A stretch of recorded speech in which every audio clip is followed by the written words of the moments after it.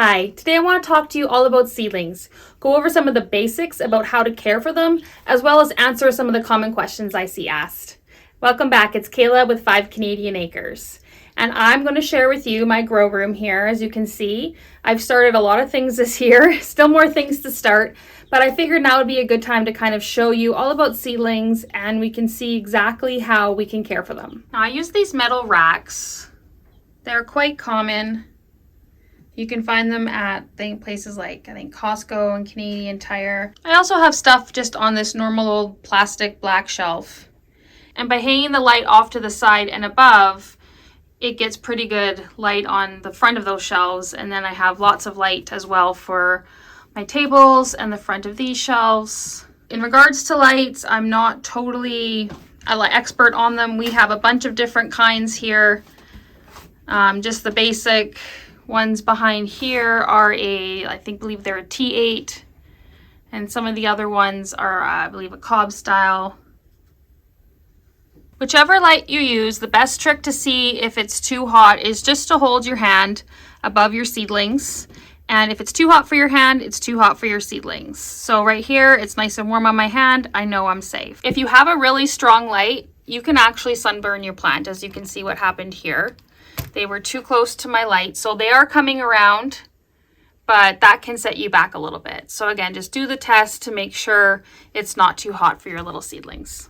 People will commonly ask if they can just put their seedlings in a window. You can, but it has to be a south-facing window, and you need to have at least 12 hours of light on your plants through that window. So if you do have them in your window and you're coming across problems such as leggy seedlings, then, which I'll show you here in a bit, then you might need to go and get just a nice little light to be able to put on them to supplement them. Now I use an assortment of trays. These black ones are the common trays you see everybody using, but you can just buy those tinfoil trays you see at the dollar store. Those work really great. Sometimes I'll even just use one of these big round saucers, which is for a bigger pot. But I'll just put a whole bunch of little guys in there. You just basically want the trays underneath them because any pot you use needs to have holes in the bottom for drainage. Now in regards to what pots you should use, as you can see, I have quite an eclectic collection here. These over here are called newspaper pots. I made them last year and they worked out really well, so I made them again. I don't have a video on it. I'll do one of those one day, but if you just go and Google or look on YouTube, newspaper pots, they're really easy to make and they hold up pretty well. Except this year I did use a different material for them and they have been falling apart. So I would just suggest using a decent quality newspaper and wrapping it a few times. But they work really well. I'm going to be using those when I plant my melons and squash and such, so I can put them right in the ground without having any problems disturbing their roots. I have lots of these solo cups too. I really like them because they actually are deep, so then the roots can go nice and far down. I had a lot of trouble finding pots this year. I normally like to use these square pots here, littler size, and I could not find any, even at the dollar store. So I ended up buying a bunch of solo cups, actually they're just no-name red plastic cups. They are actually a lot cheaper. So I have reused these from year to year if you take care of them, so you can reuse them. So these work out really well for me. They fit really nicely in these trays. And you just have to poke a few holes in the bottom and then you're good to go. Another common question I get asked is when should I repot or uppot my plants? As you can see on these little guys, they have what's called your first set of true leaves. These little guys right here that are dying off are their seed leaves or cotyledons. And then these set here is your first set of true leaves.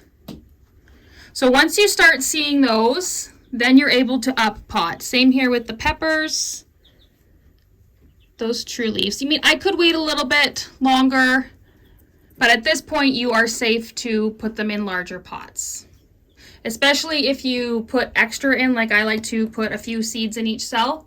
So now is a good time to transplant them so that they can each have their own pots to grow up in. Another question is, how do I water my seedlings? As you can see here, you can tell just from the soil how dark this is versus how light this is. So these ones are wet, these ones are dry.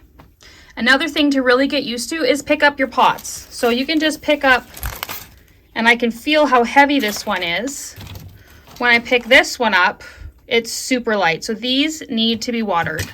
They can sometimes start to droop a little bit. That's okay. They will come back as soon as I water them here. Don't always be fooled with when it looks dry on the surface. Again, if you pick them up, I can feel a bit of weight there. These ones I'm gonna wait a day or two. You do not want to overwater. Another sign that they need to be watered is the edges of the soil will start to come away from the sides of the pot. So that is a sure sign that you need to water. See these guys here, it's coming away, so those guys are going to get a little drink here in a bit. Going along with watering is fertilizing. When should I fertilize my plants? You generally want to wait till their second or third set of true leaves, and then you can give them a diluted fertilizer. I always recommend organic fertilizer. Fish fertilizer is the best and easiest thing to use, and it's fairly inexpensive. Just use a quarter strength, add that to your water, and give your seedlings a good drink. Now, I recommend bottom watering. So what I would do is I would just remove this plant and I would pour water into the tray to about a quarter to a third of the way up the tray. Put this guy back in and wait about 15 to 20 minutes for the water to be absorbed. And if there's any extra water in the bottom, I would just dump that out after 15 to 20 minutes. And then your seedlings will be nice and happy. Now let's talk about common problems. Stunted seedlings, seedlings that just aren't growing. This could be due to not enough light or overcrowding in your pots. So I would recommend separating your seedlings up, potting them, and giving them a small dose of fertilizer and some good light. But be aware, it could also just be the variety. If you look at these little guys here, I would think, oh my gosh, my tomatoes are stunted. But actually these are tiny Tim. So they are a dwarf plant. They're only going to get a foot high. So that's just how they grow compared to these Romas, which they're still only going to get about 4 feet high. But you can even see back here, these little guys are tiny Tims. They're probably about 4 weeks old versus the big pink boars in the back. So know what you're growing to, because that has a lot to do with their height. Another common problem is leggy seedlings. As you can see, look at, there is a huge amount of stem here up to that first set of leaves, and it just wants to fall over. Usually this is a result of reaching for the light. They're too far away from your light source, so put them closer. Try to repot them. Some things can be repotted deeper, but not everything. So just make sure they're getting lots of light. Now, if you're growing in a window, it happens a lot. Even in a grow room, though, it will happen. You can see these guys, and they're kind of starting to stretch towards the light. You can see they're all kind of angling that way. So all I'm going to do is pull the tray out and flip it around.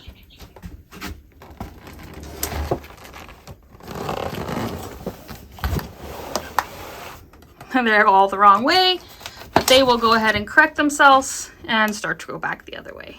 There are many different ways that you can care for your seedlings. This is just how I do it. I hope that you were able to learn something today to help you have more success with your seedlings this year.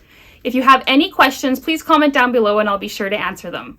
Thanks so much for watching. See you next time. Bye.